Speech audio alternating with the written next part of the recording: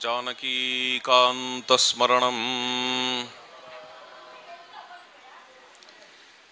वैदेही सहितं सुरद्रुमतले हैमे महामण्टपे मध्ये पुष्पकमासने मणिमये वीरासने सुस्थितम् अग्रे वाचयति प्रभञ्जनसुते तत्त्वं मुनिभ्यः परम् व्याख्यान्तं भरतादिभिः परिवृतं रामं भजे श्यामळम् वामे भूमिसुता पुरश्च हनुमान् पश्चात् सुमित्रासुतः शत्रुघ्नो भरतश्च पार्श्वदलयोर्वायुवादिकोणेषु च सुग्रीवश्च विभीषणश्च युवराट् तारासुतो जाम्बवान् मध्ये नील सरोज कोमल रुचिं रामं भजे श्यामळम्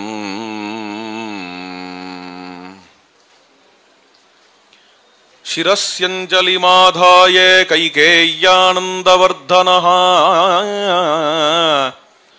बभाषे भरतो ज्येष्ठं रामं सत्यपराक्रमम्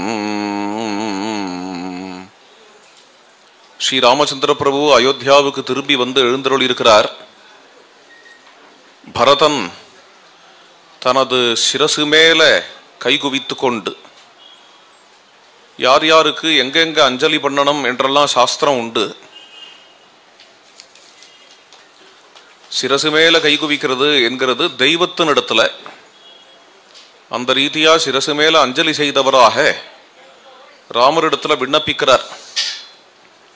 பூஜிதா மாமிகா மாதா தத்தம் ராஜ்யமிதம் மமே தத்ததாமி புனஸ்துப்யம் யதா த்வம் அததாமமேகே. கைகேயி அம்மா மிகவும் சந்தோஷப்படுகிறாள். இதான் ஆரம்பிக்கிறார். பூஜிதா மாமிகா மாதா, கைகேயி அம்மாவை ஹானர் பண்ணியாச்சு அப்படின்னு அர்த்தம். இந்த 14 வருடங்கள் வனவாசமாக போயிட்டு வந்தேள். இப்பொழுது மறுபடியும் அடியேன் இந்த ராஜ்யத்தை ராமச்சந்திர பிரபுவினிடத்திலேயே சமர்ப்பிக்கிறேன். இந்த ராஜ்யத்தை ஸ்வீகரிக்கணும். அடியேனால இந்த பாரத்தை வகிக்க முடியாது. துரமேகாக்கினா ன்யஸ்தாம் ரிஷபேண பலீயசா கிஷோரீவ குரும் பாரம் நவோடும் அகமுத்ஸஹே. ராஜ்யபாரம் என்கிறது துர்வகாம் அஜிதேந்திரியைஹி, அதை வகிக்கிறதே ஒரு தபஸ். அதைதான் துளசிதாஸ் சொல்றார் ஹனுமான் சாலிசால. சபுக்கே ராமு தபஸ்வி ராஜா. இதுனா தபஸ்வி ராஜா என்றால் ராஜ்யபாரத்தை நிர்வகிச்சு இத்தனை ஜனங்களையும் க்ஷேமமா வைக்கிறதுங்கிறதுக்கு ஒரு தபசு வேணும். சுயநலத்தினால ராஜ்யபாரத்தை நிர்வகிக்கிறது யார் வேணா பண்ணலாம். லோகக்ஷேமத்தை சாதிக்கணும் அப்படிங்கிறதுக்கு தபசு வேணும். அந்த தபசு அப்படி ஒரு ராஜ்யபாரத்தை நிர்வகிக்கிறது என்கிறது தங்களுக்கே தகும். ஏதோ உங்களுடைய ஆக்ஞையினால இத்தனை நாளைக்கு நிர்வகிச்சாச்சு, உங்க பிரபாவத்தினால நிர்வகிச்சாச்சு. இனிமே நீங்கள் தான் ராஜ்ய பரிபாலனம் பண்ணணும். யாவதாவர்த்ததே சக்கரம் யாவதீ ச வசுந்தரா தாவத்வமிஹ சர்வஸ்யே சுவாமித்வம் அனுவர்த்தயே. எது வரைக்கும் இந்த பூ சக்கரமானது சுழலுமோ, யாவதீச்ச வசுந்தரா, எது வரைக்கும் இந்த பூமண்டலமானது இருக்குமோ அது வரைக்கும் நீங்கள் ராஜ்ய பரிபாலனம் செய்யணும் என்று பிரார்த்திக்கிறேன். தூரிய சங்காத நிர்கோஷைஹி காஞ்சி நூபுர நிஸ்வனைஹி மதுரைஹி கீத சப்தைச்ச பிரதிபுத்தியஸ்வ ராகவாய. தூரிய சங்காத நிர்கோஷைஹி, வாத்திய கோஷங்கள், நர்த்தனங்கள், சங்கீதம், பஜனை இவைகளால பிரதிபுத்தியஸ்வ, இனி சுப்பிரபாதம் டோலோத்சவம் முதலியவைகளெல்லாம் கண்டருள பண்ணுங்கள். பிரதிபுத்தியஸ்வ ராகவான ஒரு பாட்டம், பிரதிபுத்தியஸ்வ சேஷ்வச்ச அப்படின்னு ஒரு பாட்டம். அதை வச்சுட்டு தான் டோலோத்சவத்தையும் இங்கே சேர்த்துட்டேன். பிரதிபுத்தியஸ்வ சேஷ்வச்ச. இந்த வார்த்தைகளை கேட்ட ராமச்சந்திர பிரபு பரம சந்தோஷப்பட்டார்.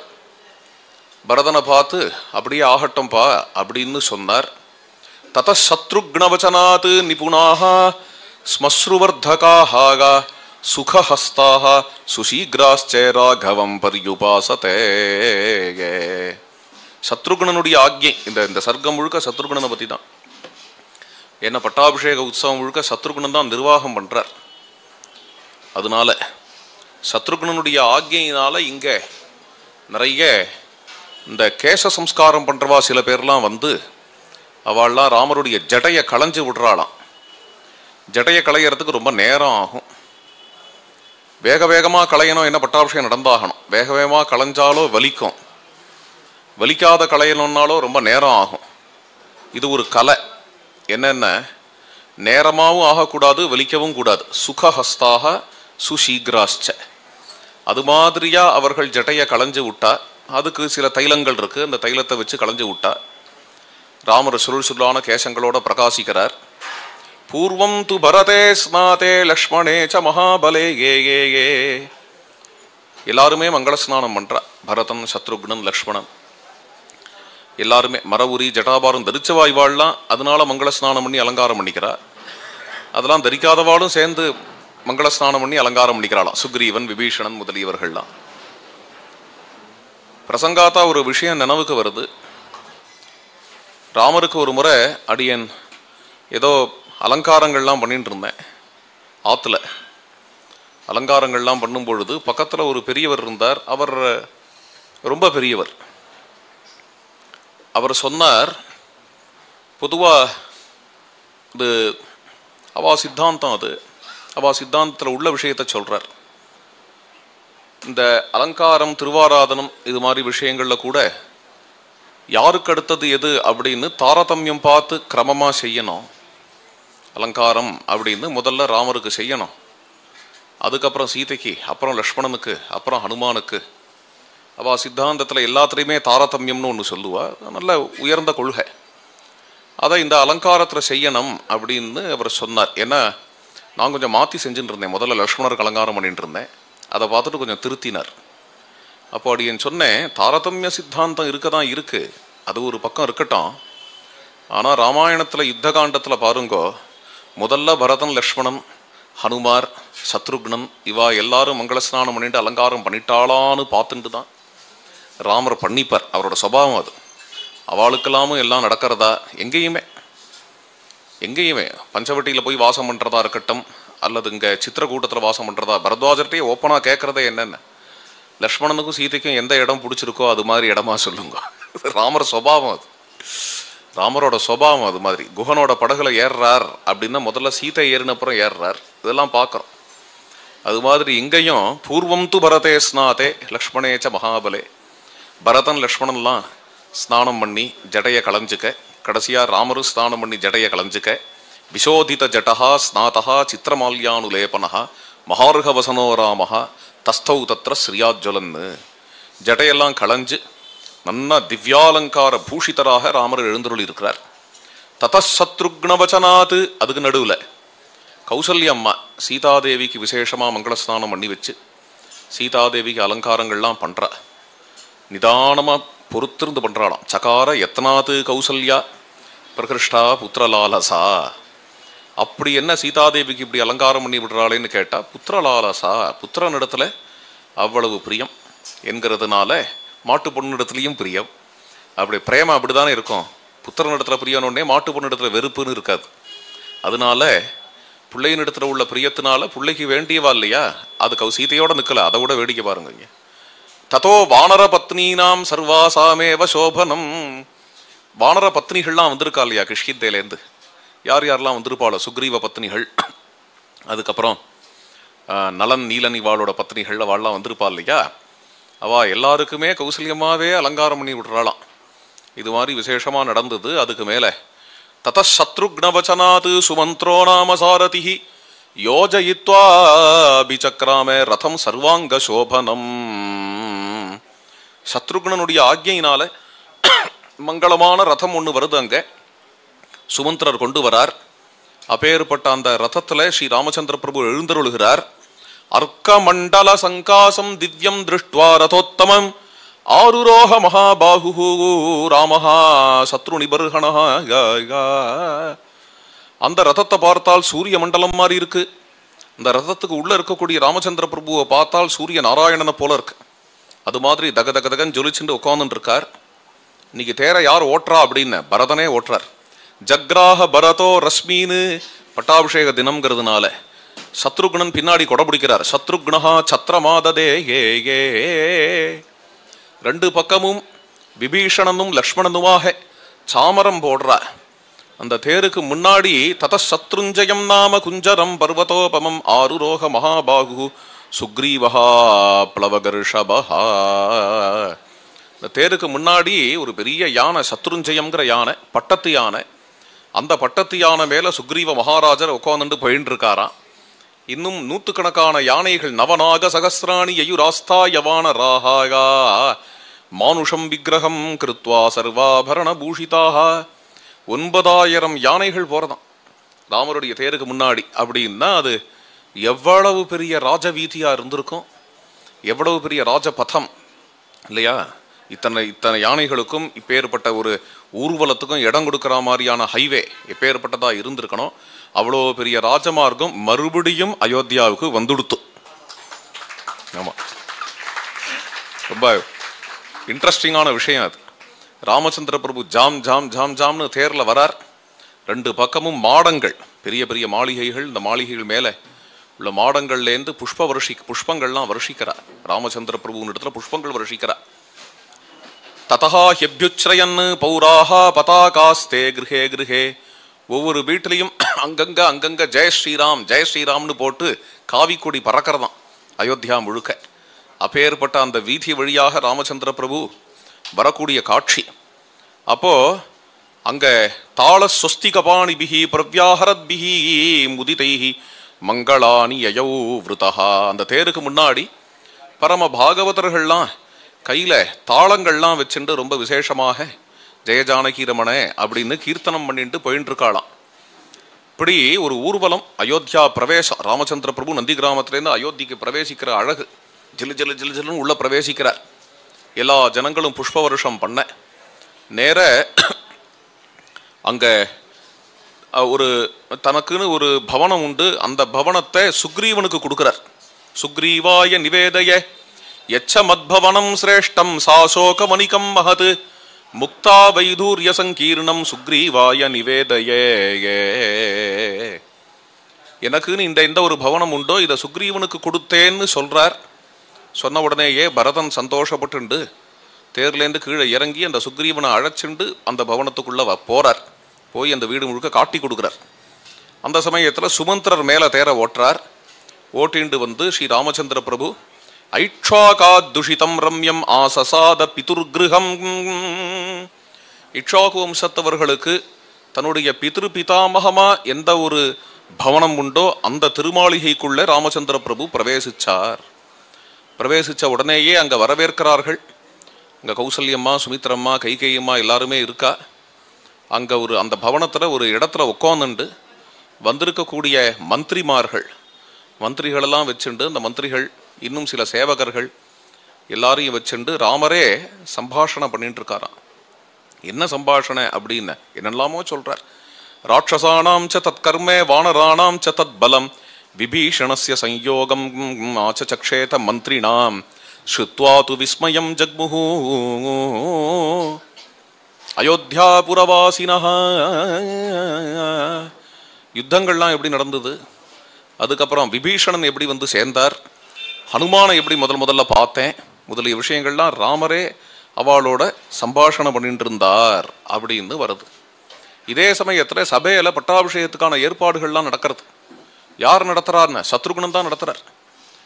சபையை முழுக்க அலங்காரம் பண்ணு, தோரணங்கள்லாம் வரிசையா கட்டு, கீழே எல்லாம் சுத்தி பண்ணு, எல்லா இடத்துலையும் அழகா ஆசனங்கள்லாம் போடு, கீழே உட்கார முடியாதவாள்லாம் உட்காந்துக்கிறதுக்கான ஆசனங்கள், அப்புறம் கீழே உட்காந்துக்கிற ஜனங்களுக்கான கீழே அந்த ரெட் கார்பெட்டெல்லாம் போடு ரொம்ப விசேஷமா.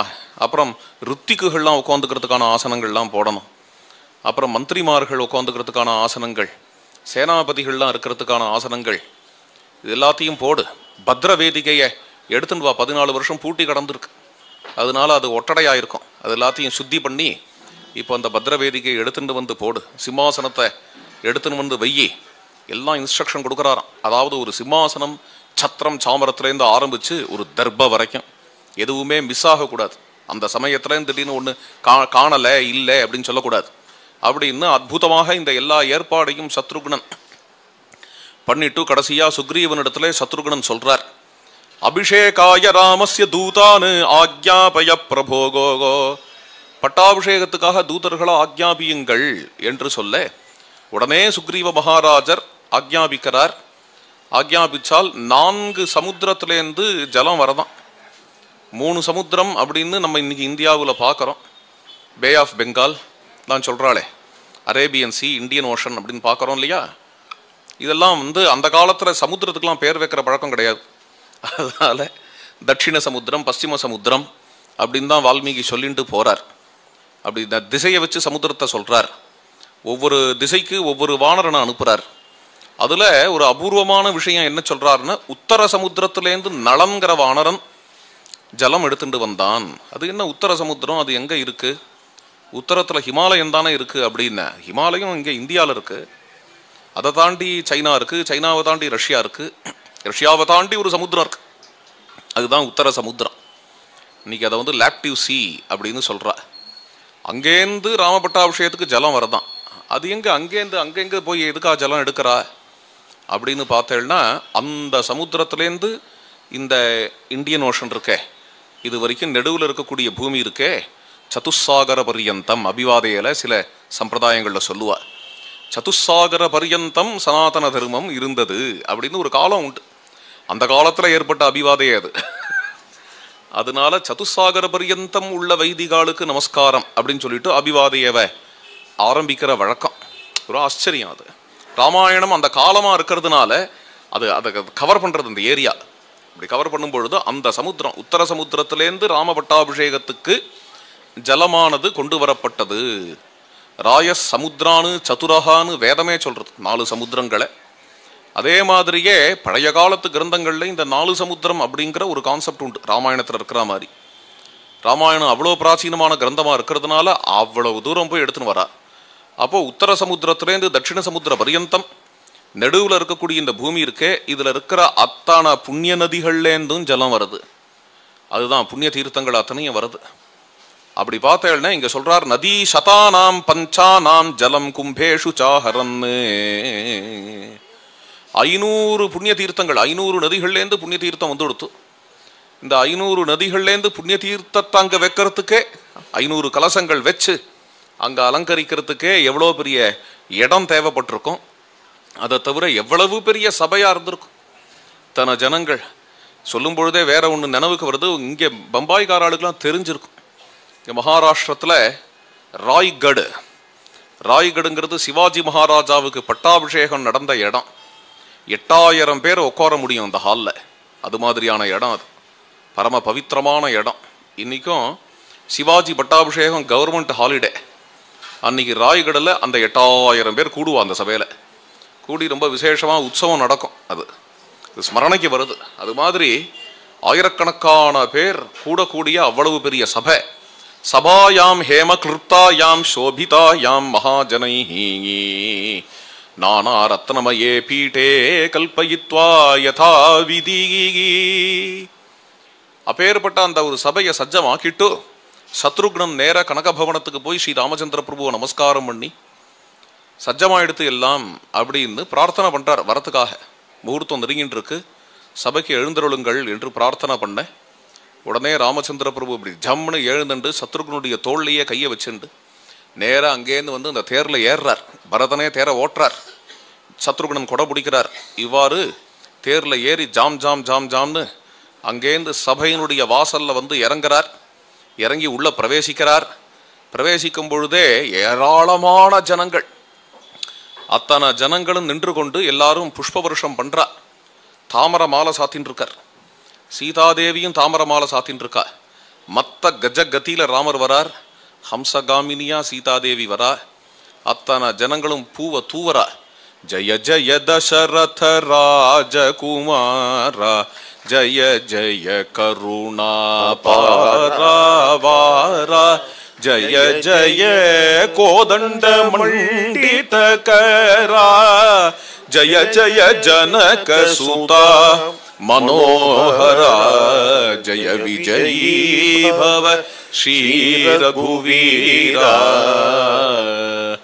ஜய ஜய முனி கண மண்டலதாசா ஜய ஜய மாருதி ஹிருதய நிவாசா ஜய ஜய ஜானகி மனோஜ்ய விலாசா ஜய ஜய பிரேமிக சோக விநாசா ஜய விஜயீ பவ ஸ்ரீ ரகுவீரா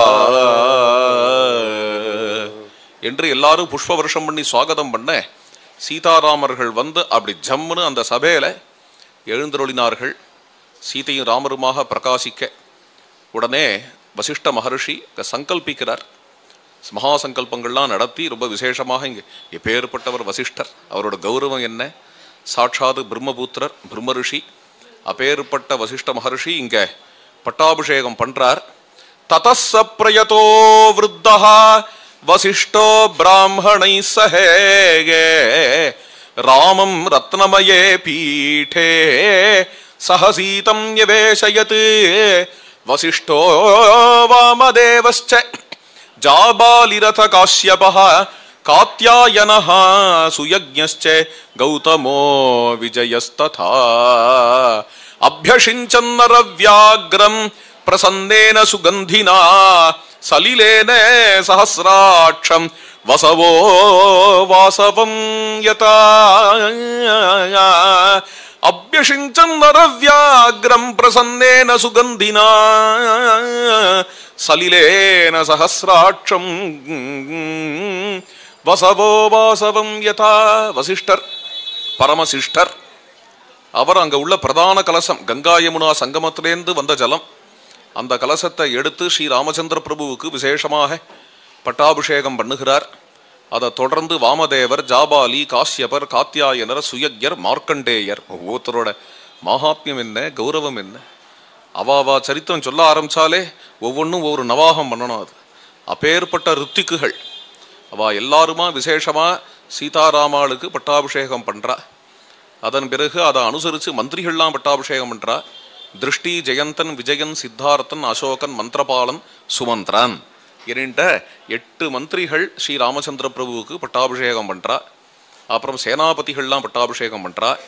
8 கன்னிகைகள் பட்டாபிஷேகம் பண்றா. தொடர்ந்து 500 கலசம் இருக்கு இல்லையா, எல்லாம் பட்டாபிஷேகம் ஆறுது. கண்கொள்ளா காட்சியா அத்தனை ஜனங்களும் பிரத்யட்சமா இப்பொழுது நாம் எப்படி பார்த்துட்டு இருந்தோமோ அது மாதிரி விசேஷமா அந்த சீதாராம பட்டாபிஷேக மகோத்சவத்தை கண்டு கழிச்சார்கள் அத்தனை ஜனங்களும். எல்லாருக்கும் பரம திருப்தி, பரமானந்தம். இந்த சமயத்தில் சீதாதேவி தன்னுடைய கழுத்தில் இருக்கக்கூடிய ஒரு ரத்ன ஹாரத்தை கழட்டி இப்படி சபையை பார்த்தாளாம். பார்க்கும் பொழுது தாம் இங்கிதஜ்ஞா சம்பிரேக்ஷிய பபாஷே ஜனகாத்மஜாம். என்ன அருமை!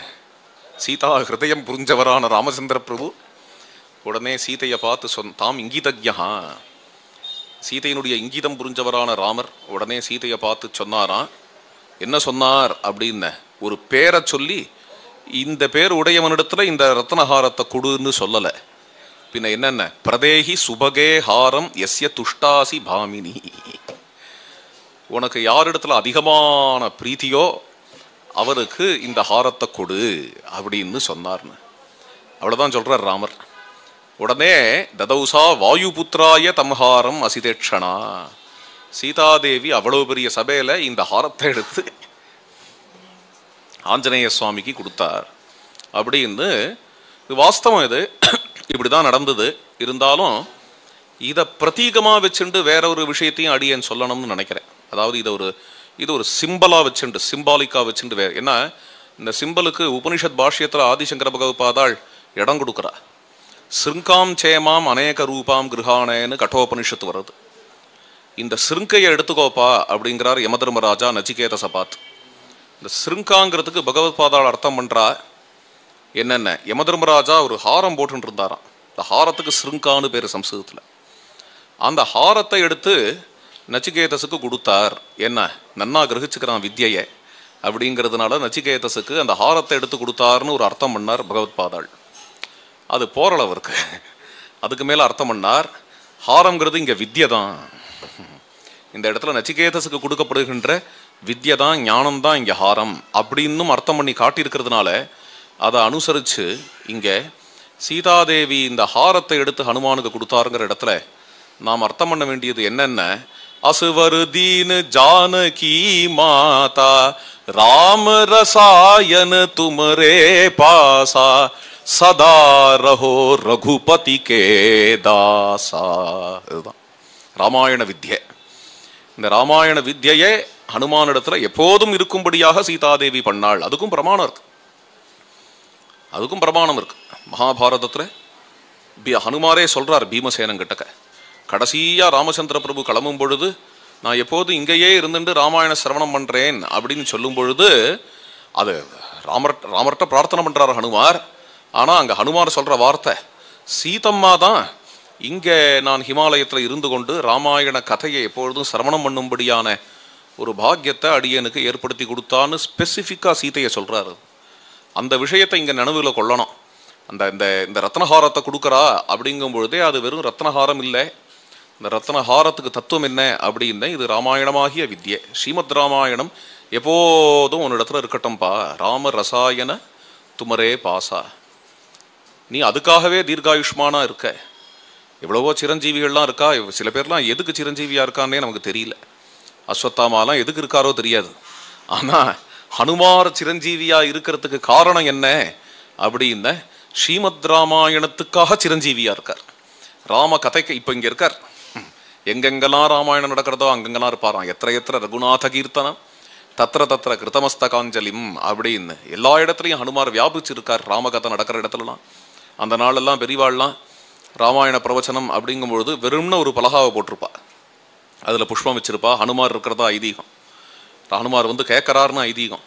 அது மாதிரியா எப்பொழுதும் ராமகதையை கேட்டுண்டு ஆஞ்சநேய சுவாமி இருக்கார் என்று ஏராளமான தானங்கள்லாம் பண்ணார் ராமச்சந்திர பிரபு. அன்னைக்கு பல பேர்களுக்கு ஏராளமாக தானம் பண்ணி விசேஷமாக இந்த பட்டாபிஷேகம் நடக்கிறது. மேலே ராமராஜ்யத்தை வர்ணிக்கிறார். தன்னுடைய தம்பியான பரதனுக்கு பட்டாபிஷேகம் பண்ணணும் அப்படின்னு ராமர் யுவராஜ பட்டாபிஷேகம் முதல்ல லக்ஷ்மணனுக்கு பட்டாபிஷேகம் பண்ண ஆரம்பிச்சார்.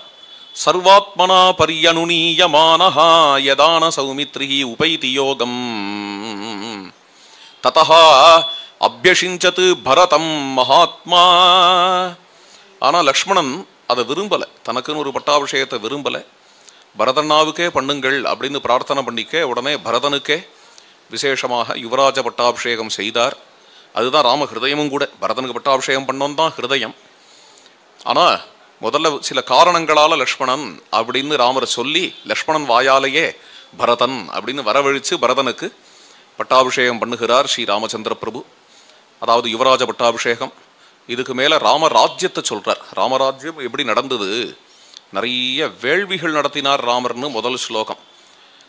ஈஜே பகுவிதைஹி யஜ்ஞைஹி சசுகுரு ஞாதி பாந்தவஹா. வேள்விகள் நடத்துறது எதுக்கு அப்படின்னா உற்சவம். வேள்விங்கிறது உற்சவம். அந்த காலத்தில் யஜ்ஞ யாகாதிகள் பௌண்டரீகம் அஸ்வமேதம் முதலிய யாகங்கள். பௌண்டரீகாஸ்வமேதாபியாம் வாஜபேயேன ச அசகிருத்து ஈஜே பகுவிதைர் யஜ்ஞைஹி சசுகுரு ஞாதி பாந்தவஹா. நம்ம காலத்துக்கு ஏற்ற மாதிரி சொல்லணும்னா இந்த சீதா கல்யாணம், ராமநவமி உற்சவம் இத்தியாதிகள்லாம், இது மாதிரியான பலவேறு உற்சவங்கள் அடிக்கடி உற்சவ பிரியர்கள் பாரதிய ஜனங்கள் அடிக்கடி உற்சவம் நடத்தணும். அந்த உற்சவத்தில் கவர்மெண்ட்டும் கலந்துக்கணும்.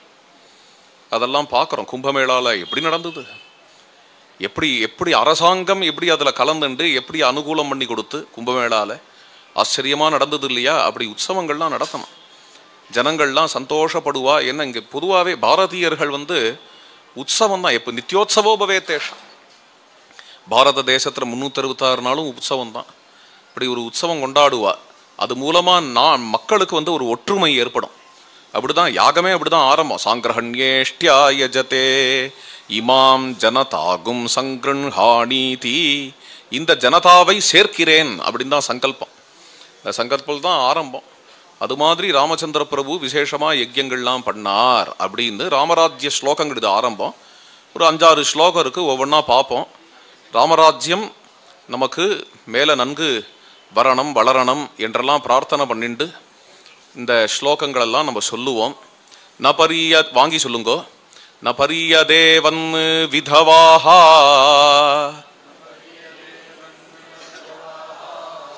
நச்ச வியாளகிருதம் பயம் ந வியாதிஜம் பயம் வாபி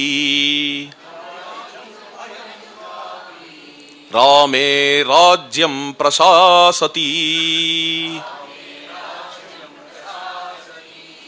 ராமராஜ்யம் எப்படி நடந்ததுங்கிறத ஆரம்பிக்கும் பொழுதே முதல் வார்த்தை சொல்றார், அந்த சமூகத்துல விதவைகள்லாம் அனாதைகளாக விடப்படல, விதவைகளுக்கு எந்த விதமான கஷ்டமும் இல்லை. அப்புறம் கொடிய விலங்குகளால யாருக்கும் எந்த கஷ்டமும் இல்லை.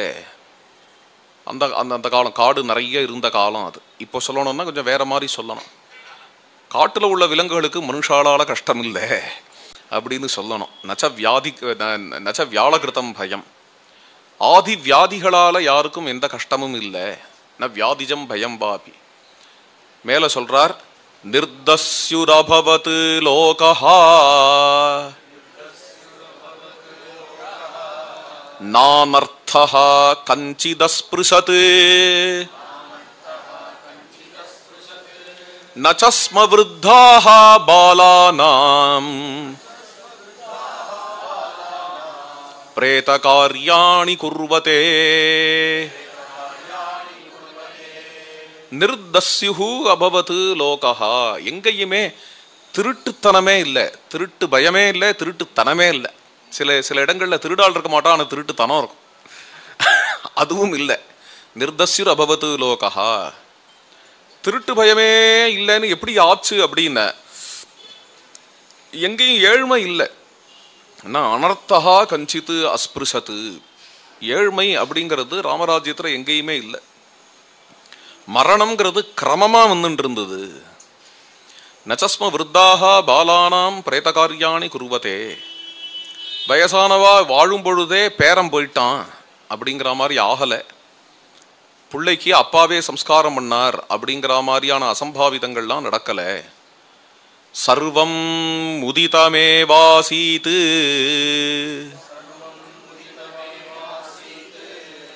சர்வோ தர்மபரோ பவத் ராமமேவானுபஷ்யந்தஹ நாப்யஹிம்சன் பரஸ்பரம். எல்லாரும் சந்தோஷமா இருந்தாளா ராமராஜ்யத்துல. சர்வம் உதிதமேவாசீத். எல்லோருமே சந்தோஷமா இருக்கணும் அப்படின்னா அது எப்படி சாத்தியம்? என்ன, எல்லோருமே தர்மத்துல இருந்தார்கள். சர்வோ தர்ம பரோபவத்து. எல்லோருமே தர்மத்துல இப்படி இருக்க முடியும், அது எப்படி சாத்தியம் அப்படின்னு எல்லோருமே ராமரை அனுசரிச்சார்கள். ராமமேவ அனுபஷ்யந்தஹ. ராமரை ரிஃப்ளெக்ட் பண்ணார்கள், ராமரை அனுசரிச்சார்கள். ந அப்யஹிம்சன்னு பரஸ்பரம். ராமரை அனுசரிச்சதனுடைய விளைவு என்ன என்றால், ஒருத்தருக்கொத்தர் போட்டி பொறாமை இல்லாம, ஹிம்சை இல்லாம வாழ்ந்தார்கள். நித்ய புஷ்பாஹா நித்ய பலாஹா தரவஹா ஸ்கந்த விஸ்திருதாஹா காலே வர்ஷீச்ச பர்ஜன்யஹ சுகஸ்பர்ஷஸ்ச மாருதஹ. நித்ய புஷ்பாக, ஏராளமா ராமராஜ்யத்துல மரங்கள் வளர்க்கப்பட்டன. நித்திய புஷ்பாக, கொல்லுன்னு புஷ்பங்கள்லாம் மலர்ந்து இருந்தது அந்த மரங்கள்ல.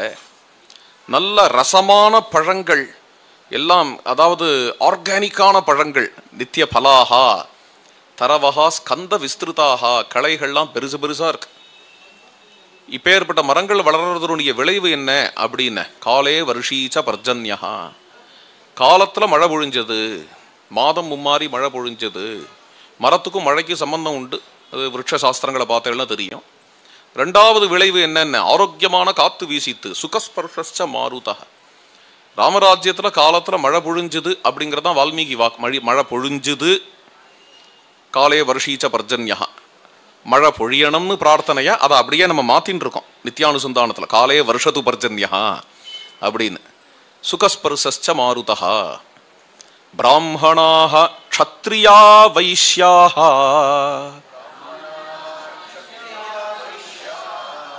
சூத்ராஹ லோப விவர்ஜிதாஹ ஸ்வகர்ம சுப்ரவர்த்தந்தே துஷ்டா ஸ்வைரேவ கர்மபிஹி. வேதியர்கள், வேந்தர்கள், வணிகர்கள், வேளாளர்கள் எல்லாரும் அவரவர்களுடைய தொழில்ல திருப்தியோட கூட வாழ்ந்தார்கள்.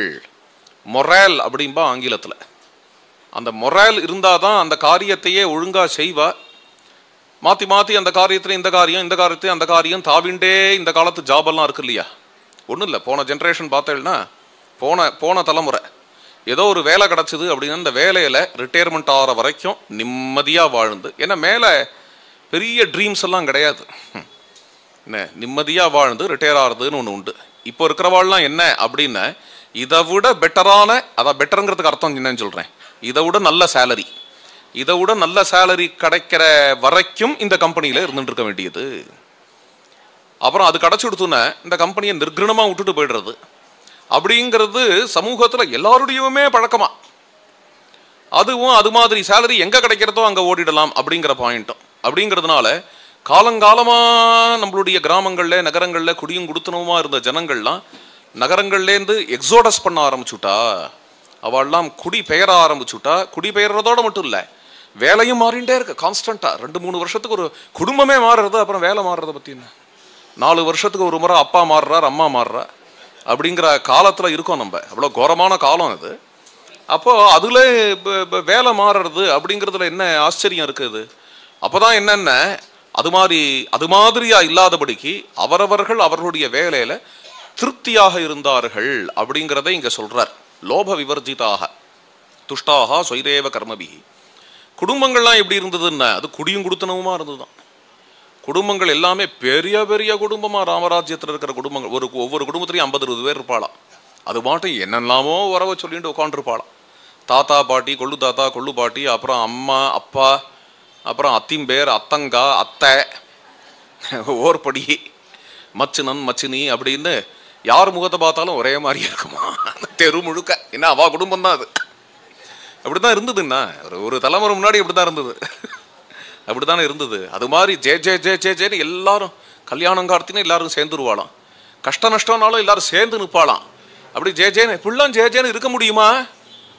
ஜாயின்ட் ஃபேமிலிங்கிறது ரொம்ப கஷ்டமானது. அதில் ஒருத்தருக்கு அனுசரிக்கவே முடியாது, போட்டி பொறாம தான் இருக்கும்.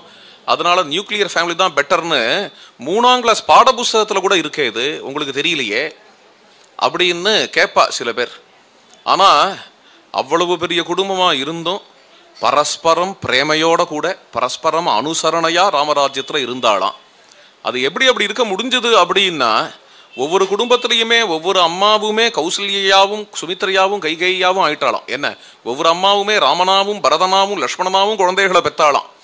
ராகவேண யதா மாதா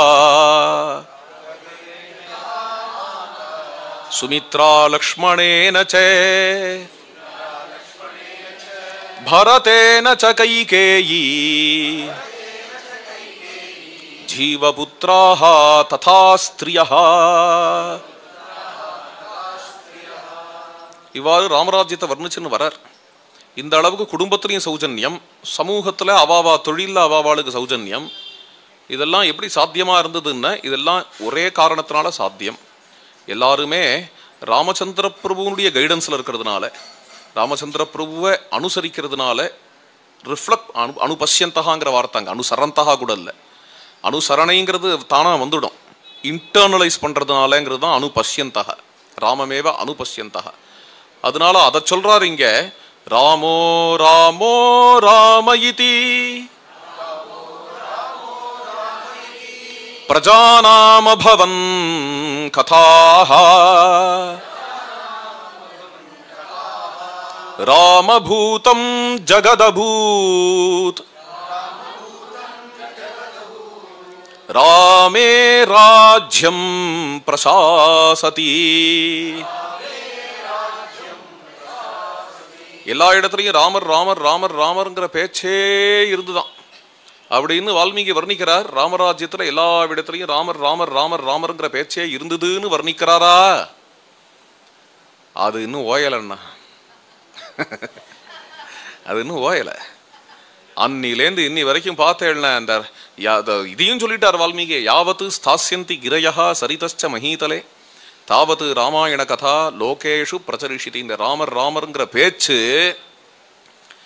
இந்த உலகம் உள்ளவரை, நதிகள் உள்ளவரை, அருவிகள் உள்ளவரை, இந்த மலைகள் உள்ளவரை இருக்கும் அப்படின்னு அதே வால்மீகியே சொல்லி வச்சிருக்கார். அந்த ரீதியாக சர்வத்திர வால்மீகி ராமகதையை கொடுத்தாரா. அதுக்கப்புறம் மகாபாரதத்தில் உள்ள ராமோபாக்கியான பருவா, அதுக்கப்புறம் பாகவதத்தில் உள்ள சுகராமாயணம், எல்லா புராணங்கள்லையும் உள்ள ராமகதை, அதுக்கப்புறம் கவிகள்லாம் பண்ண ராமாயணம், காளிதாசன், பவபூதி, முராரி இவர்கள்லாம் பண்ண ராம நாடகங்கள், மகாவீர சரித்தம், உத்தரராம சரித்தம், உதாத்த ராகவம், அனர்க ராகவம் அப்படிங்கிற இந்த நாடகங்கள்.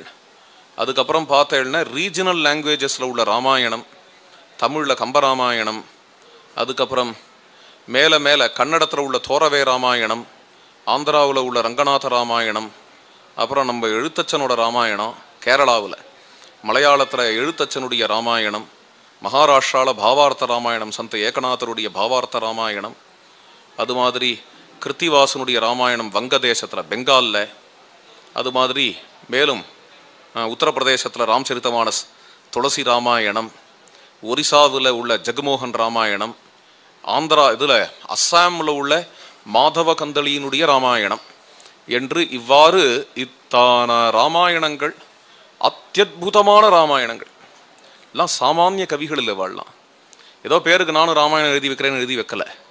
ஒவ்வொருத்தரும் அந்த பாஷையை உருவாக்கினவா. எழுத்தச்சன்னா மலையாள எழுத்துக்கு ஆசான், அதனால தான் எழுத்தச்சன்னு பேர் இருக்கு.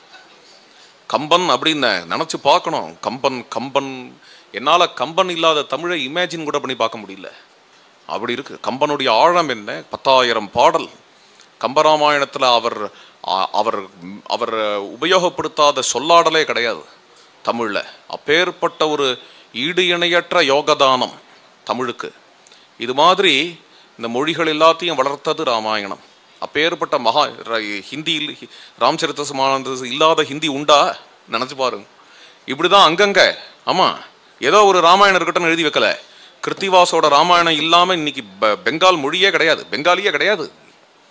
அதே மாதிரி தான் அஸ்ஸாமி ராமாயணம் இருக்கே, அது மாதவ கந்தளியே அஸ்ஸாமி மொழியினுடைய ஆதிகவின்னு சொல்லுவா. சம்ஸ்கிருதம் வால்மீகி ராமாயணம் இல்லாத சம்ஸ்கிருதம் உண்டா, அல்லது காளிதாசன் ரகுவம்சம் இல்லாத சம்ஸ்கிருதம் தான் உண்டா? இவ்வாறு இத்தனை மொழிகளில் ராமாயணம் அதுக்கப்புறம் என்னாச்சு, அங்கங்க அவாவா ராமாயண பாராயணம் பண்ணி, அதனால அந்த ராம கதை நம்மளுடைய கல்ச்சரில் ஊறி இப்படி கான்ட்ரிபியூட் பண்ணவாள்லாம் இருக்காளே, இவா வெவ்வேறு ஜாதிக்காரா. அது ஒரு முக்கியமான விஷயம். கம்பன் வீட்டு கட்டுத்தறியும் கவிபாடும். அவர் நெசவாளி, எழுத்தச்சன் மீனவர். ரங்கநாத ராமாயணம் எழுதினாரே அவர் ரெட்டியார், புத்தகொன்னா ரெட்டி அப்படின்னு ரெட்டியார். இது மாதிரி வெவ்வேறு. இவர் வேளாளர், ஜெகமோகன் ராமாயணம் எழுதினவர் அவர் வேளாளர், பல்ராம்தாஸ்னு பேர், ஒடியால. அது மாதிரி அந்தந்த ஜாதிக்காரா இந்த ராமாயணத்தை அனுபவிச்சு அவாவா அந்தந்த ராமாயணத்தை எழுதி, ஜாதியெல்லாம் தாண்டி இருக்கு ராமாயணம். அது மாதிரி மதங்களெல்லாம் தாண்டி இருக்கு ராமாயணம். அடுத்த ஜாதியை தாண்டது பெரிய விஷயம் இல்லை, மதங்களை தாண்டினது ராமாயணம். வெவ்வேறு மதங்களில் ராமாயணம் இருக்கு அப்படின்னு ஆனது. எப்படின்னா ஜெயின ராமாயணம் உண்டு, பௌத்த ராமாயணம் உண்டு. இதெல்லாம் ஏதோ அதுலேயும் ஒரு ராமாயணம் இருக்கட்டுமே எழுதி வச்சது இல்லை. மறுபடியும் சொல்கிறேன், பௌத்த ராமாயணங்கிறது எங்கே இருக்குது அப்படின்னா திரிபிட்டகத்தில் இருக்குது. ஹிந்துக்களுக்கு வேதம் எப்படியோ அது மாதிரி பௌத்தாளுக்கு திரிபிட்டகம். அந்த திரிபிட்டகத்தில் புத்தரே ராமாயணம் உபதேசம் பண்ணுறார் அப்படின்னு தசரத ஜாதகம் அப்படிங்கிற அத்தியாயங்கள், அதில் உள்ள ராமகதை. அது மாதிரி ஜெயினத்தினுடைய பௌமச்சரியா, சீக்கியர்களுக்கு பிரதான குரு கோவிந்த் சிங், அவர் ராமாயணம் எழுதியிருக்கார். ராமாவதார சரிதம் அப்படின்னு. இன்னைக்கு பஞ்சாபுக்கு போனோன்னா பஞ்சாபி மொழியில் ஆதி கிரந்தங்கிற கிரந்த சாஹிப் இருக்கே, அதுக்கு அடுத்தபடியாக எல்லாரும் படிக்கிற கிரந்தம் இதுதான், குரு கோவிந்த் சிங் எழுதின கிரந்தம். அது மாதிரி இந்த ராமாயணமானது இந்த ஆசையத்து ஹிமாச்சலம் சர்வத்திர, இதையும் தாண்டி தாய்லாந்தில் உள்ள ராமாயணம், இந்தோனேஷியாவில் உள்ள ராமாயணம் அப்படின்னு இப்படி ராமாயணம் சர்வத்திர இருக்கு. யாவத் ஸ்தாஸ்யந்தி கிரயா சரிதச்ச மஹீதலே. ராமாயணத்தில் உள்ள சம்ஸ்கிருதி அப்பேற்பட்டது. ஒரு ராஜான்னா அயோத்தி ராஜாவை போல இருக்கணும், மக்கள்னா அயோத்தி மக்களை போல இருக்கணும், ஒரு கருப்பு கரசின்னா சீதையை போல இருக்கணும், ஒரு தோழன்னா குஹனை போல இருக்கணும், ஒரு தாசன் அப்படின்னா சுமந்திரனை போல இருக்கணும், ஒரு உழைப்பாளின்னா ஹனுமாரை போல இருக்கணும், ஒரு தம்பின பரதனை போல இருக்கணும் என்கிற மாதிரியான இப்பேற்பட்ட என்றென்றைக்கும் நம்ம அனுசரிக்கும்படியான ஒரு காவியத்தை ஆச்சரியமா வால்மீகி முனிவர் சிருஷ்டி பண்ணி வச்சிருக்கார்.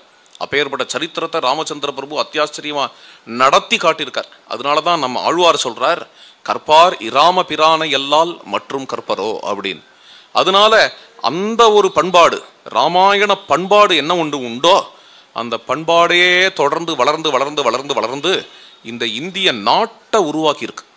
இந்த இந்தியா, அதனாலதான் ஆந்திரர்கள்லாம் இந்த இந்திய நாட்டை பத்தி மகாசங்கல்பத்தில் சொல்லும்பொழுது என்ன சொல்லுவாங்க, ஸ்ரீராம க்ஷேத்ரே அப்படின்பா. அது ஒரு பேர் இந்த இந்திய நாட்டுக்கு. ஸ்ரீராம க்ஷேத்திரம் அப்படின்னாலே பாரத தேசம். இந்த பாரத தேசம்ங்கிற இந்த நாட்டில் நம்மளாம் இன்னி வரைக்கும் எப்படி இப்போ உள்ள பெண்மணிகள்லாம் எப்படி வாழ்ந்துட்டு இருக்கா அப்படின்னு சீதையை ஃபாலோ பண்ணிட்டு தான் வாழறா. இன்னைக்கு இந்த போஸ்ட் மாடர்ன் ஈரால அந்த அளவுக்கு இருக்கு. இன்னைக்கு உள்ள உலகம் எப்படி இருக்கு அப்படி, இன்னைக்கு உள்ள தம்பிகள்லாம் எப்படி இருக்கான்னு பரதன் மாதிரியும் லக்ஷ்மணன் மாதிரியும் தான் இருக்கா. இன்னைக்கு உள்ள அண்ணன்மாரெலாம் ராமரை போல இருக்கா. அது மாதிரி தான் இன்னி வரைக்கும் பாரதிய சம்ஸ்கிருதி இருக்கு. இந்த பாரதிய சம்ஸ்கிருதியை பார்த்து உலகமே அதனால தான் பிரமிக்கிறது. பாரதம் விஸ்வகுருவா இருக்கு. இது மாதிரி இருக்கக்கூடிய இந்த ஒரு சந்தர்ப்பத்தில் நமக்கு இங்கே இன்னும் ஒரு சின்ன விஷயம் பகிர்ந்துட்டு அப்புறம் பலஸ்ருதி சொல்கிறேன். இது மாதிரியான ஒரு நிலையில நமக்கு ரொம்ப பிரதானமான இடம் எப்போ ராமாயணம் நம்மளுடைய கல்ச்சர் உருவாக்கின ஒரு கிரந்தமோ, ராம கதையை ஆதாரமாக கொண்டு தான் நம்மளுடைய குடும்பங்களும் நம்மளுடைய சமூகங்களும் வாழறதோ, அப்போ நமக்கு ரொம்ப பிரதானமான இடம் அயோத்தி ராம ஜென்மபூமி. அப்பேற்பட்ட ராம ஜென்மபூமி நம்ம கைக்கு வரணும், அதை மீட்டு எடுக்கணும் அப்படின்னு சில பெரியோர்கள்லாம் முயற்சி எடுத்தார்கள். அவர்கள் 1980களில் இப்போ ஏற்பட்ட இந்த ஒரு முயற்சியில் ஈடுபட ஆரம்பிச்சு கொஞ்சம் கொஞ்சமாக அயராத உழைப்பு. இது ஒரு சுதந்திர போராட்டத்துக்கு அப்புறம் என்ன அவளுக்கு லட்சியம் ரொம்ப பெரிய லட்சியம்.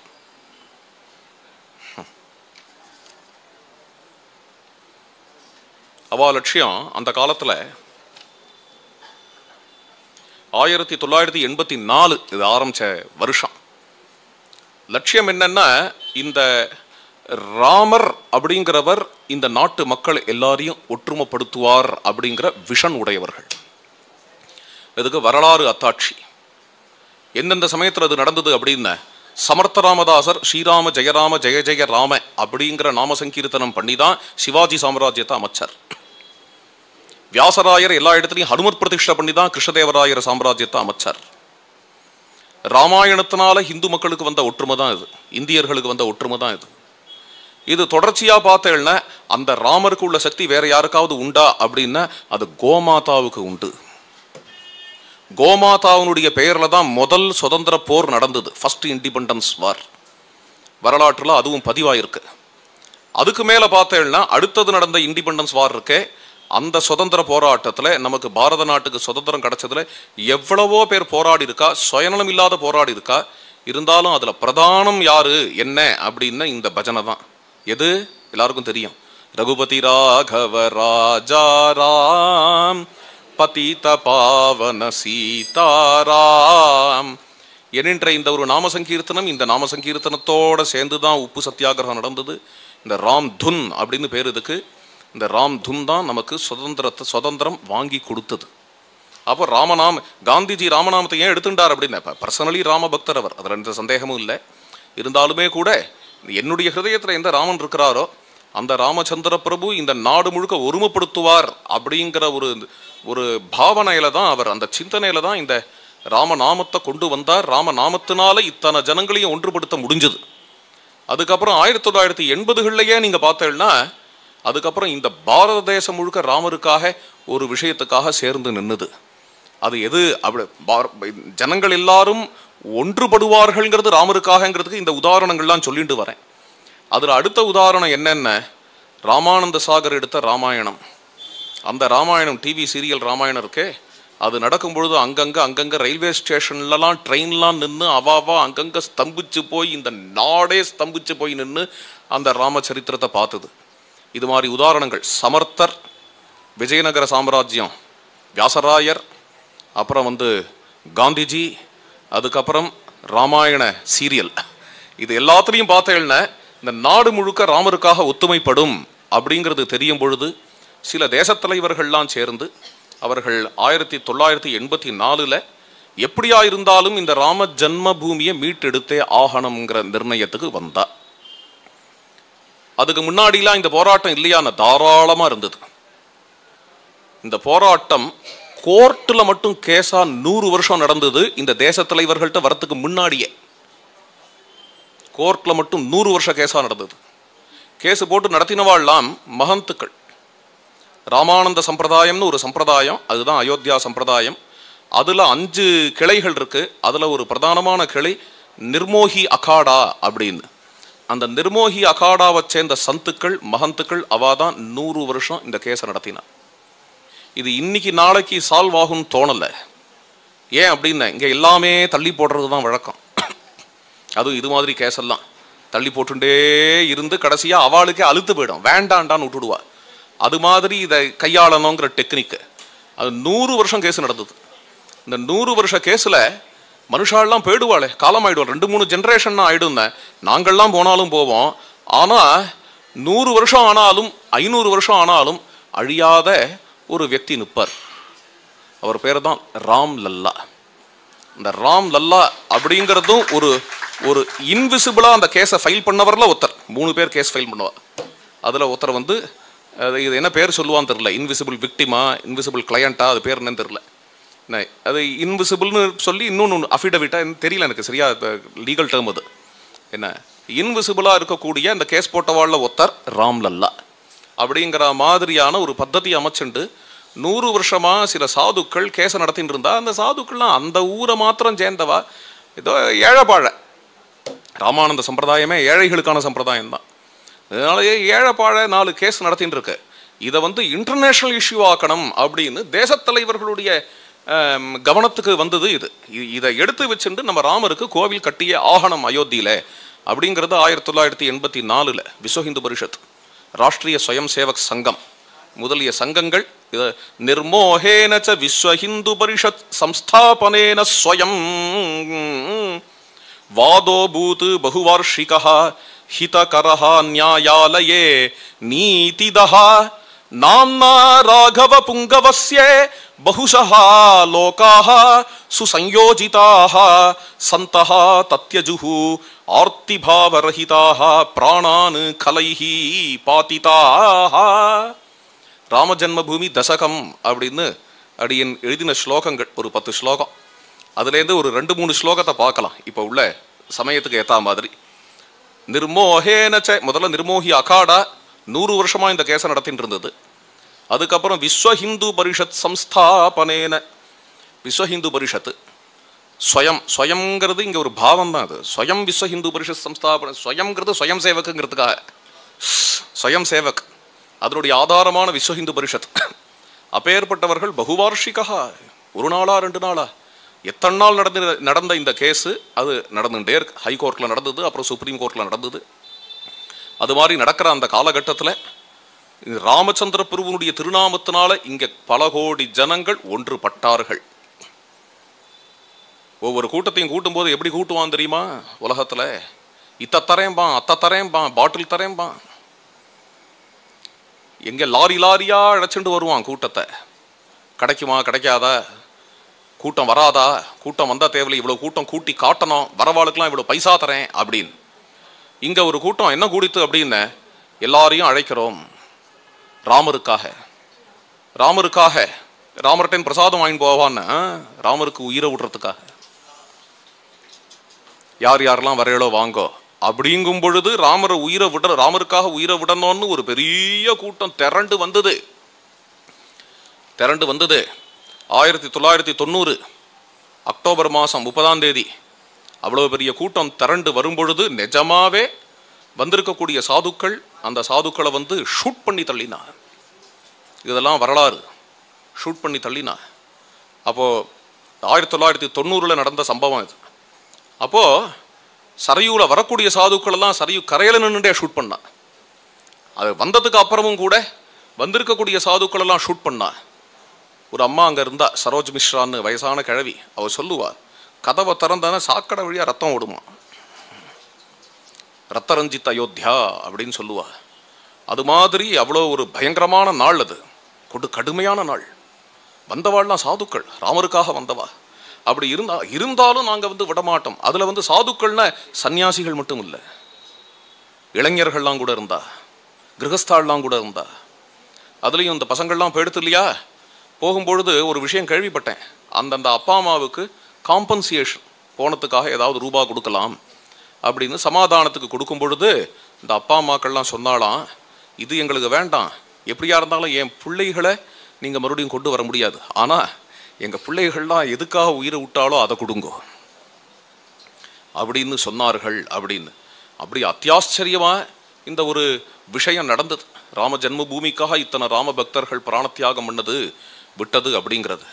இது ஏதோ சில குழந்தைகள் மட்டும் கலந்துன்றது அப்படின்னு நினைக்காதேங்கோ.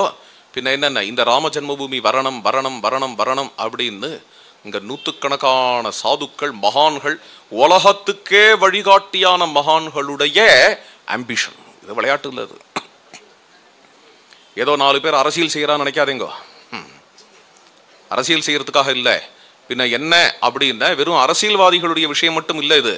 இது யார் யாரோட ஆம்பிஷன் கொஞ்சம் நினைச்சு பார்த்தோம்னா, ராமானந்த மடாதிபைஹி யதிவரைஹி காஞ்சி மடாதீஸ்வரைஹி பேஜாவார மடாதிபைஸ்ச விமலைஹி ஆகாங்ஷிதம் நித்யதா ஸ்ரீமத் பிரேமிக புங்கவைஹி விமல ஹிருத் ராமாயணார்யைஹி சுபைஹி ஹம்சைஹி மங்கள ராமச்சந்திரசு தயானந்தாதிபிஹி சாதுபிஹி ராமானந்த மடாதிபைஹி. ராமானந்த மடம் அதை சேர்ந்த மகந்துக்கள், சாதுக்கள், பிரதானமாக இன்னைக்கு எழுந்தருளி இருக்கக்கூடிய ஸ்ரீ ராமபத்ராச்சாரியர், அப்பேற்பட்ட மகான்களுடைய வெகுகாலத்து ஆம்பிஷன் இந்த ராமராஜ்யம், இந்த ராம ஜென்மபூமி வரணம் என்கிறது. காஞ்சி மடாதீஸ்வரைஹி மகாபிரிவாளுடைய ஆகாங்ஷ ராம ஜென்மபூமி வரணம் அப்படின்னு முதல்ல ராமரை திறந்து வெளியில எழுந்துருளை பண்ண உடனேயே மகாபிரிவா சத்திர சாமரங்கள்லாம் கொடுத்தனுச்சா. அப்போ புது பிரிவா இங்க பிரயாகராஜில் இருந்தா. பிரயாகராஜ்லேருந்து அந்த சத்திர சாமரங்கள் ஃப்ளைட்டில் இறங்குறது. அந்த சத்திர சாமரங்களை எடுத்துண்டு புது பிரிவா ராமநாமன் சொல்லிண்டு பெரிய கூட்டத்தை கலப்பிண்டு பாத யாத்திரையா அங்கே பிரயாகராஜ்லேருந்து அயோத்தி வரைக்கும் போய் அந்த ராமரை ஆராதிச்சா. அது புது பிரிவா எப்பேற்பட்ட காரியங்கள்லாம் பண்ணா இந்த ராம ஜென்மபூமிக்காக இல்லையா. அதெல்லாம் மறக்க முடியுமா? எவ்வளோ பெரிய யோகதானம். எத்தனை பேரை உட்காத்தி வச்சுட்டு பேசினா. அவள் இடத்துக்கே போய் அவள் இடத்துல பேசி இப்பேற்பட்ட ஒரு காரியம் பண்ணா. பேஜாவார மடாதிபைஸ்சே பேஜாவார சுவாமிகள் எப்படியாவது இந்த ராம ஜென்மபூமி வரணும் அப்படிங்கிறத அவ்வளவு விரும்பின்னு இருந்தார். ஸ்ரீமத் பிரேமிக புங்கவைஹி விமல ஹிருத் ராமாயணார்யைஹி. பிரேமிக புங்கவை ஸ்ரீ அண்ணா பரமபதிக்கிறதுக்கு 4 நாள் முன்னாடி கூட ராம ஜென்மபூமி விடணும் அப்படிங்கிறத அனுகிரகிச்சதும், அதே மாதிரியே அங்கே நம்முடைய சீதாவல்லப குஞ்ச் இங்கே அயோத்தியாவில் வரும்பொழுது அதனுடைய பிரதிஷ்டா உற்சவத்துக்கு எழுந்தருளி அனுகிரகம் பண்ணா. அதுக்கப்புறம் ஒரு சில வருஷங்கள் தொடர்ந்து வந்துட்டு இருந்தா பிரதிஷ்டா உற்சவம் நடத்துறதுக்கு. வரும்பொழுது ஒரு முறை அகண்டநாமம் வச்சுக்கலாம் அப்படின்னா, இந்த வருஷம் அகண்டநாம சங்கீர்த்தனம் பண்ணலாம், அகண்டநாம சங்கீர்த்தனம் பண்ணலான்னு ஸ்ரீ அண்ணா சொன்ன உடனேயே நான் புரிஞ்சுனுட்டேன் எதுக்கு சொல்றான்னு. எங்கேயாவது அண்ணா அகண்டநாமம் பண்ணலான்னா என்ன அர்த்தம்னா, ஏதாவது ஒரு கோவில் ரொம்ப பெண்டிங்காக கும்பாபிஷேகம் நடக்காத இருக்கிற கோவிலுக்கு கும்பாபிஷேகம் நடத்தணுங்கிற பிரார்த்தனையில தான் அகண்டநாம சங்கீர்த்தனமே பண்ணுவா ஸ்ரீ அண்ணா பண்ணும் பொழுது. அது மாதிரியாக இங்கேயும் ராம ஜென்மபூமிக்காக பண்றா அப்படின்னு புரிஞ்சு கொடுத்து ரொம்ப விசேஷமா அந்த அகண்டநாம சங்கீர்த்தனம் நடந்தது.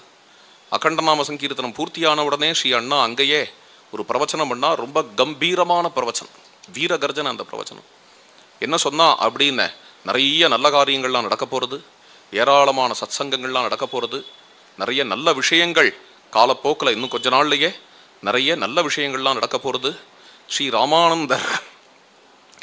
ராமானந்தருடைய சங்கநாதம் கேட்கறது, தெளிவா கேட்கறது. அப்பேற்பட்ட அந்த ஒரு சங்கநாதத்தினால நடக்க போற விஷயங்கள் எல்லாம் ஜே ஜே ஜேன்னு இந்த அயோத்திக்கே உரியதாக, அயோத்திக்கே மிகவும் அலங்காரமாக நடக்க போறது என்று அனுகிரகிச்சா. அது மாதிரி ராம ஜென்மபூமியை ஒவ்வொரு நாளும் எதிர்பார்த்துட்டு இருந்தா ஸ்ரீ அண்ணா. ஸ்ரீ அண்ணாவாகவே இருக்கட்டும், ராமாயண மாமாவாகவும் இருக்கட்டும், 2 பேருமே லோக விஷயங்களில் ஈடுபடாதவா. இது நமக்கு தெரிஞ்ச விஷயம். ஒரு நாள் நியூஸ் பேப்பர் கூட பார்க்க மாட்டா. பார்க்குற வழக்கம் பார்க்கக்கூடாதுன்னு இல்லை, பார்க்குறவாள்லாம் திட்டிண்டு அப்படியும் இல்லை, அது மாதிரி வழக்கம் இல்லை. எப்போதுமே என்ன சுப்பிரபாதம், டோலோத்சவம், பாராயணம், பஜனை இதுலேயே பொழுதுபோக்குறவாளுக்கு ஒரு ஏதோ ஒரு மேகசின் படிக்கலாமா, ஒரு நியூஸ் பேப்பர் படிக்கலாமா அப்படிங்கிறது கூட இல்லாதவா. ராமாயணமாக்கோ ராமாயண பாராயணத்தை தவிர வேறு எதுவுமே தெரியாது. அப்படிப்பட்டவர்கள் இந்த ராம ஜென்மபூமி இஷ்யூலாம் நடக்கிற சமயத்தில் பேப்பரை கொண்டு வா, என்ன இன்னைக்கு என்ன நடந்ததுன்னு பார்க்கணும், இன்னைக்கு என்ன நடந்ததுன்னு பார்க்கணும் அப்படின்னு அதில் அப்பேற்பட்ட மகான்கள் அக்கறை காட்டினான்னா அது எவ்வளோ பெரிய விஷயமா இருக்கணும்னு நினச்சி பார்க்கணும். ஹம்சைஹி மங்கள ராமச்சந்திர, ஸ்ரீ ராமச்சந்திர பரமஹம்சன்னு ஒருத்தர், இது ரொம்ப பேருக்கு தெரியாது. அயோத்தியாவில் இருந்த மகான், ராம ஜென்மபூமிக்காக உயிரியே கொடுத்தவர். அவரையும் இந்த ஸ்லோகத்தில் பதிவு பண்ணியிருக்கேன். ஹம்சைஹி மங்கள ராமச்சந்திர. அப்புறம் விந்தேஸ்வரி பிரசாத்னு ஒரு மகான், ரொம்ப பெரியவர். அவர் நித்யாக்னிஹோத்ரி, அயோத்தியாவில் இருந்தவர். அவரும் இந்த ராம ஜென்மபூமி இதில் நிருத்ய கோபாலதாஸ் முதலிய மகான்கள். அடுத்தது நம்முடைய இங்கே கோயம்புத்தூரில் இருந்த ஆர்ஷ வித்யா குருகுலம் அப்படிங்கிற ஒரு ஆசிரமம், அந்த ஆசிரமத்தினுடைய ஒரு பெரியவர், ஒரு மகான், அவர் தான் தயானந்த சுவாமிகள் அப்படிங்கிறவர். அவரும் இந்த ராம ஜென்மபூமி வேணும் அப்படிங்கிறதுல தீவிரமான ஆகாங்கையை காட்டினார்னு எந்தெந்த மகான்கள்லாம் அப்படிங்கிறத இங்கே சொல்லிட்டு வந்தேன். அதை இப்போ நான் சொன்னதெல்லாம் மகான்கள், சாதுக்கள். இதுக்கு அடுத்தபடியாக பார்த்தேன்னா தேசத்தலைவர்கள். அட்வாண்யாதி மகாஜனைச்ச பகுதாசோகாதிபிஹி காங்ஷிதம். லால் கிருஷ்ண அத்வானி அப்படிங்கிற ஒரு பெரிய தேசத்தலைவர். அவர் தான் ரத யாத்திரை சர்வத்திர போய் எல்லா இடத்துலையும் இந்த ஒரு அவேர்னஸை கொண்டு வந்தார். பகுதா அசோகாதிபிஹி காங்ஷிதம். அசோக் சிங்கல் அப்படிங்கிற தேசத்தலைவர். இவர்கள் எல்லாரும் இந்த கோவில் வரணும் வரணும் வரணும் வரணும்னு இத்தனை நாளைக்கு பேஷனோட எதிர்பார்த்துட்டு இருந்து, அது இத்தனை பேர் எதிர்பார்த்து இருந்தாலும் ஒருத்தர் மூலமாக நடக்கணும் அப்படின்னு இருந்திருக்கு. அது விதிக்கப்பட்ட விஷயம். அது ஒருத்தர் மூலமாக நடக்கணும். ரொம்ப பெரியவாள்லாம் காலங்காலமாக எதிர்பார்த்தாலும் அதை நடத்துறதுக்கு ஒருத்தர் வருவார். அவர் யாரு அப்படின்ன சௌஷீல்யாட்ய நரேந்திர மோதி நிவஹைஹி ஸ்ரீமந்திரம் சாதிதம். அப்படி இறங்கினார் அன்னைக்கு. இப்படிலாம் இறங்கி அதை பார்க்கணும். அது இப்படிலாம் இறங்கினார் அப்படின்ன 12 நாள் தபஸ், 12 நாள் உபவாசம். அதனால தான் சௌசீல்யன்னு என்ன அர்த்தம்னா சிஷ்டாச்சாரம். ஜன்மாவில் நான் ஒன்றும் எக்ஸாஜரேட் பண்ணலை, ஜன்மாவில் ஒரு முறை கூட அவர் இந்த கெட்ட பழக்கங்கள், கள்ளு குடிக்கிறது இத்தியாதிகள்லாம் தொட்டது கிடையாது. Absolute tea totaller. இது என்ன பெரிய விஷயமானு கேட்கலாம். அரசியல்வாதி, பாகவதர் இல்லை, நம்மள மாதிரி உட்காந்துக்கல. இப்போ திடீர்னு ஒரு பாகவதரை காட்டி இவர் கள்ளையே குடிச்சது இல்லை, என்ன பெரிய விஷயமானு கேட்டுடலாம். பொலிட்டீஷியன், ஜன்மாவில் ஒரு முறை அவர் அப்சல்யூட் டீ டோட்டலர். அதுதான் சிஷ்டாச்சார சம்பன் சௌசீல்யம்ங்கிறது. அதுக்காக தான் சொன்னேன். அரசியல்லையே மிகப்பெரிய ஸ்தானத்தில் இருக்கிறவர் 12 நாள். கோவிந்தகிரிதேவ் ஆச்சாரியர் பெரிய மகந்த், அவர் உபதேசம் பண்ணார் மோடிக்கு. 12 நாள் இருந்த விசேஷம். ஆனால் உங்களுக்கு 1000 காரியம் இருக்கும். 3 நாள் இருந்த போரும் உபவாசம். ஆனால் இவர் 12 நாளும் உபவாசம் இருந்தார். அந்த உபவாசம் அப்படிங்கிறத ஏதோ ஒரு இடத்துல உபவாசம் முடியல, ஒரு தலகாணியை போட்டுன்றேன், ஒரு ஜூஸ் எல்லாம் வச்சுக்கிறேன், அதை பண்றேன் இது பண்றேன் அப்படிங்கிற மாதிரி உபவாசம் இல்லை. 12 நாளும் லோலோன்னு அலைஞ்சார். ராமச்சந்திர பிரபுனுடைய திருவடி எந்தெந்த இடத்துல பட்டுதோ, இங்க பஞ்சவட்டியில தான் ஆரம்பிச்சார். இந்த பஞ்சவட்டியிலேருந்து ஆரம்பிச்சு ஒவ்வொரு ராமக்ஷேத்திரங்களுக்கும் போய் லேபாட்சிக்கு போனார். அந்தந்த இடத்துல அந்தந்த ராமகதையும் கேட்டார். அதுக்கப்புறம் என்னென்ன திருப்பரையாறு போனார், கேரளாவில் குருவாயூர் போனார், ஸ்ரீரங்கத்துக்கு வந்தார். ஸ்ரீரங்கத்தில் ஆச்சரியமாக இந்த கம்பராமாயணத்தை சிரவணம் பண்ணி கம்பர மண்டபத்தில் ரங்கநாதரை தரிசனம் பண்ணார். ஸ்ரீரங்கத்துக்கு வந்த முதல் பிரைம் மினிஸ்டர். அப்பேற்பட்டவர் கடைசியாக ராமேஸ்வரம் போயிட்டு இத்தனை நாளும் உபவாசம் இருந்து, இத்தனை நாளும் வெறும்ன தரையில படுத்துண்டு உபவாசம் இருந்து, விடிகார்த்தால வேளையில் எழுந்துண்டு பிராதஸ்நானம் பண்ணி, இது மாதிரி உபவாசத்தோட அயோத்தியில் இறங்குறாருங்கும் பொழுதே அங்கே இருக்கக்கூடிய ஆயிரக்கணக்கான பேர்கள் எத்தனை பேர் கூடியிருந்தாலோ எல்லார் கண்ணிலையும் கண்ணீர் வந்துடுது. அந்த ஒரு நாள் என்ன அடியேன் அதை நேராக பார்த்தோம். அதுக்காக சொல்கிறேன். அங்கே கூடியிருந்த ஜனங்களில் அடியேனும் இருக்கும்படியான மகத்தான ஒரு பாக்கியம்.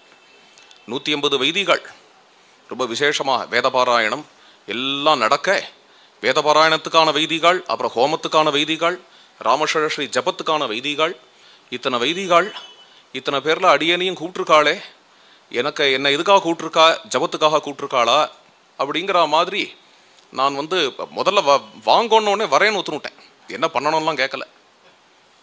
அப்புறம் நாள் நெருங்க நம்ம என்ன பண்ணோன்னு கேட்டுக்கலான்னு ஃபோன் பண்ணி என்ன பண்ணணும் அப்படின்னு, இதுக்காக கூப்பிட்டுருக்கேள் அப்படின்னு கேட்டேன். நம்ம இவர் தான் காசி மணி சாஸ்திரிகள் இருக்கார் இல்லையா, அவர்கிட்ட கேட்டேன். இது மாதிரி வந்திருக்கு, இந்த பத்திரங்கள்லாம் வந்திருக்கு, இதில் நீங்கள் எதுக்காக கூப்பிட்டுருக்கேள் அப்படின்னோடனே ராமாயண பாராயணத்துக்காக கூப்பிட்ருக்கோம். ஜென்மபூமி உற்சவம் ராமாயண பாராயணம் அப்படின்னு பெரியவா நியமிச்சிருக்கா, அதுக்காக கூப்பிட்ருக்கோம் அப்படின்னு தெரிய வந்தது. அது ஒரு பெரிய மகத்தான ஒரு பாக்கியமாக எடுத்துண்டு அங்கே போய் முடிஞ்ச அளவுக்கு பண்ணுங்கோன்னு தான் சொன்னான். ஏகதேசம் ஏதாவது முக்கியமான சர்க்கங்களோ அல்லது சுந்தரகாண்டமோ பண்ணுங்கோன்னு தான் சொன்னான். ஆனால் கிடைச்ச வாய்ப்பு பெரிய வாய்ப்பு. அதனால முழுசாக ராமாயணம் முழுக்க பாராயணம் பண்ணி அதிவாச மண்டபத்தில் ராமச்சந்திர பிரபு உற்சவர் எழுந்தருள் இருந்தார். அந்த உற்சவருக்கு எழுத்தாப்பில் முழுசாக ராமாயணத்தை சமர்ப்பணம் பண்ணியாச்சு. சதுர்பூஜமூர்த்தி உற்சவர் ரொம்ப அழகாக இருப்பார்.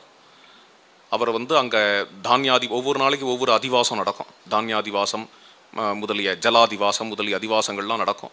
அவர் சந்நிதியிலேயே உட்காந்துண்டு, அதுவும் யாக கொட்டகா 4 பக்கமும் திறந்து கிடக்கு. எல்லாம் வெறும் ஜன்னல் வெறும் கொட்டகா தானே. இவ்வளோ கொட்டகாலில் ஜனவரி மாதம் குளிர், அதில் தான் 150 வைதிகால் உட்காந்துருக்கா 2-3 சிபிரங்களில். அது ஆச்சரியம் என்ன அப்படின்னு பார்த்தேன்னா, ஒருத்தருக்கு குணங்கலை, ஒருத்தருக்கு கபம் பிடிக்கல, ஒருத்தருக்கு ஜுரம் வரலை, வயசான வைதிகள்லாம் வேற இருக்கா, யாருக்கும் ஒன்றும் ஆகலை, சமிருத்தியாக நடந்தது. அப்படி நடந்தது. அப்படி ஆச்சரியமாக பிரபு நடத்தின்றார் இந்த உற்சவத்தை. மகோத்சவம்னா மகோத்சவம். துவாதசியாம் ரகுபுங்கவஸ்து சுபகிருத் பௌஷே ச சுக்லே சிசுஹு வேதஜ்ஞைஹி பகுபண்டிதைர் நனு சதாம் ஸ்ரீ சந்நிதௌ ஸ்தாபிதஹ. துவாதசி இந்த சம்பத்சரம் இந்த சுபகிருத் பௌஷ சுக்ல துவாதசி அன்னைக்கு ஸ்ரீ ராமச்சந்திர பிரபு ராம் லல்லா, இந்த ராம் லல்லாவுக்கான விசேஷமான பிரதிஷ்டா உற்சவம் ஜே நடந்தது. ராம பட்டாபிஷேகம் நடந்ததுன்னு சிரவணம் பண்ணோம். பிரத்யக்ஷமாக இதை இந்த வருஷம் நம்ம காலத்தில் நாம் 500 வருஷமாக மீட்கணும்னு நினச்ச விஷயம் நம்ம காலத்தில் இது அயோத்தியா ஜனங்கள்லாம் பட்டாபிஷேக சமயத்தில் எப்படி ஜேன்னு சந்தோஷமாக இருந்தாலும் வர்ணிப்பெல்லாம் வால்மீகி ராமாயணத்தில் பார்க்குறோம். பிரத்யக்ஷமாக பார்த்தோம். அயோத்தியில் இருந்த அடியேன் பிரத்யட்சமாக பார்த்தேங்கிறது மட்டும் இல்லை, நல்ல வேளையாக இதெல்லாம் இருக்குது, இந்த யூடியூபு இதெல்லாம் இருக்குது. அதனால என்ன ஆச்சு அப்படின்னா, ஆசேத்து ஹிமாச்சலம் ஒருமுகப்பட்டு ஒத்துமையாக ஸ்தம்பிச்சு போய் அவரவர்கள் அங்கங்கே யூடியூப்ல அங்கங்கே அத்தனை பேரும் அவாவா கொடியெல்லாம் ஏற்றி, அன்னைக்கு ஏற்றின கொடி இன்னி வரைக்கும் இறங்கலையே. எல்லா இடத்துலையும் ஜெய் ஸ்ரீராம் சர்வத்திர ஆசேத்து ஹிமாச்சலம் கொடி பறக்கிறது. அது மாதிரி பேறுபட்ட கொடியெல்லாம் ஏற்றி ராமச்சந்திர பிரபுவை அத்தானா பேரும் அந்த ராம் லல்லாவை தரிசனம் பண்ணா, ராம் லல்லா அன்னைக்கு எப்படி இருக்கார் அப்படின்னு பார்த்தேன்னா, மந்தஸ்மேர சுகேட்சணம் ஹிருதிலச ஸ்ரீவத்சம் ஆத்மப்ரதம் சின்முத்ராங்கிதஹஸ்தம் ஆர்திரஹிருதயம் பிரேம்ணா தனுர்தாரிணம் தேவம் சம்ஹனனாங்கமேவ மதுரம் ஸ்ரீ ஜன்மபூமௌ ஸ்திதம் லீலா பாலக விக்கிரகம் சுலலிதம் சாகேதகேதம் பஜே யே வாமே ருத்ரமகேஸ்வரஹ. இடது பக்கம் சிவபெருமான், இந்த பிரபாவளியில பார்த்தா தெரியும். சுரகுருர் பிரம்மா பவத் தட்சிணே ஏ. வலது பக்கம் பிரம்மதேவன் இருக்கார். ஊர்த்வம் சூரியஹரிஹி, மேல சூரிய நாராயணன் இருக்கார். மகானு உபயதா சர்வே அவதாராக தவ, 2 பக்கமும் அவதாரங்கள்லாம் இருக்கு. தொத்பத்யாம் வினதாஞ்சனா சுதனயாபியாம் சேவிதோ ராஜசே, அவருடையவே திருவடிகளாக இருக்கக்கூடிய கருட பகவான் ஹனுமார், வா 2 பேரும் அந்த திருவடிகளுக்கு 2 பக்கமும் இருக்கா. கல்யாணாபிஜனேஷ ஜன்மரஹிதா ஸ்ரீ ஜன்மபூமௌ தவே, இப்படி கல்யாணமான அபிஜனத்தோட பிரகாசிக்கக்கூடிய ராமர் மந்தஸ்மேர சுகேட்சணம். மந்தஸ்மேரங்கிறது புன்முறுவலோட இருக்கார். அந்த புன்முறுவல் வாயில மட்டும் இல்லை, கண்ணுலையும் இருக்கு. ஹிருதிலச ஸ்ரீவத்சம், ஸ்ரீவத்சத்தோட பிரகாசிக்கிறார். ஆத்மப்பிரதம், தன்னையே தான் கொடுத்துடுவாராம் வரக்கூடிய ஜனங்களுக்கு. 500 வருஷமா படாத பாடுபட்டு இத்தனை பேர் ஒரு ஆராய்ச்சியாளர், பெரிய ஹிஸ்டாரியன் இவர். அவர் வந்து ரெக்கார்டு பண்றார் ஒரு ஒரு விஷயத்தை. அவர் சொன்னதை அப்படியே சொல்றேன். அதாவது கிட்டத்தட்ட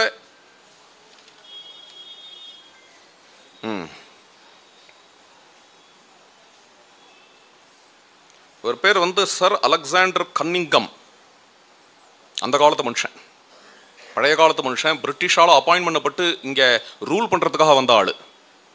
ஆனா அதே சமயத்தில் இந்தியன் ஹிஸ்டரியில ரொம்ப ஈடுபாடு உடையவர், ரொம்ப ஆத்தன்டிக்கான ஹிஸ்டாரியன். அவர் சொல்ற விஷயம் அப்பயே, இப்போ இல்லை, இப்போ உள்ள விஷயம் இல்லது, அப்பயே ராம ஜன்மபூமிக்காக படையெடுத்துண்டு பாபர் வந்த பொழுது அதை இடிக்கணும்னு, அந்த சமயத்தில் உயிரை விட்டவா கணக்கு 1,74,000 பேர் அப்படின்னு குறிப்பிடுறார். அது மாதிரி அந்த காலத்திலேருந்து ஆரம்பிச்சு இப்போ வரைக்கும் எத்தனை விதமான யுத்தங்கள் இதுக்காக நடந்து, ராமஜன்மபூமி மீட்பு வேணும் வேணும், ராமஜன்மபூமி வேணும்னு எத்தனை பாகவதர்கள், எத்தனை சாதுக்கள் உழைச்சி இவ்வளவும் நடந்து, இதனால மிகப்பெரிய விஷயங்கள்லாம் நடந்து, இத்தனையும் நடந்து முடிஞ்சு ஹிந்து சாம்ராஜ்யமே ஆச்சரியமா ஸ்தாபிக்கப்பட்டு இப்பேற்பட்ட விஷயங்கள்லாம் நடந்து முடிஞ்சு கடைசியா என்னடா இது மூலமா என்ன சாதிச்சோம், உள்ள போய் கோவில்ல என்ன இருக்குன்னு உள்ள போய் பார்க்கலான்னு பார்த்தோன்ன, சிசுஹூ பிரசன்ன முகாரவிந்தனா சிரிச்ச முகத்தோட ஒரு குழந்தை கையில வில்ல வச்சுண்டு ஒரு சின்முத்திரையோட நம்ம எல்லாருக்கும் இன்னசென்ட்டா காட்சி கொடுக்கறது. இந்த இன்னசென்ஸ்க்காக தான் இவ்வளவு போராடி இருக்கோம். ரொம்ப அழகான விஷயம் அது. சின்முத்திரையோட இருக்கார். சின்முத்ராங்கிதம் ஆர்திர ஹிருதயம், ஈரமான ஹிருதயம், பிரேமையோட கூட கையில வில்ல வச்சுட்டு இருக்கார்.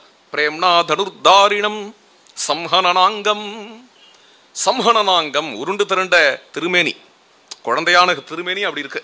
மதுரம், மதுரமான திருமேனி, ஸ்வயம் அனாமமாய் அரூபமாய் இருந்தாலும் லீலா பாலக விக்கிரகம், லீலையினால பக்தாளுக்கான திருமேனி இது. பக்தாளை ஆனந்தப்படுத்துறதுக்காக இந்த திருமேனியை கிரகிச்சு வந்திருக்கிறவர். சாகேதம்னா அயோத்தியா, சாகேத கேதம், கேதம்னா உசுருன்னு அர்த்தம்.